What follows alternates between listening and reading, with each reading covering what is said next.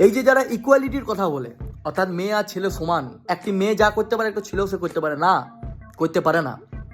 সমাজে এমন বহু জিনিস আছে যেগুলো একটা মেয়ে করতে পারে একটা ছেলে করতে পারে না, আবার একটা ছেলে করতে পারে একটা মেয়ে করতে পারে না। একটা ছোট্ট উদাহরণ দিন।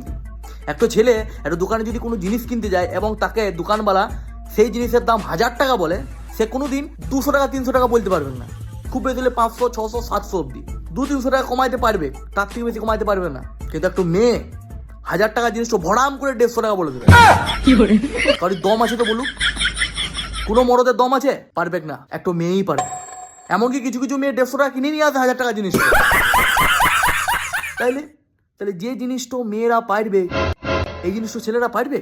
সেরকম বহু জিনিস আছে যেগুলো ছেলেরা পারে মেয়েরা করতে পারে না। তো এই যে যারা মাথায় ঢুকিয়ে রেখেছো যে মেয়ে আর ছেলে সমান, জিন্দেগিতে লয়, কোনো দিনই লয়, কোনো যুগে লয়। আর যদি হইতো তাহলে ভগবান আলাদা করে মেয়ে বানাইতো না বা ছেলে বানাইতো না।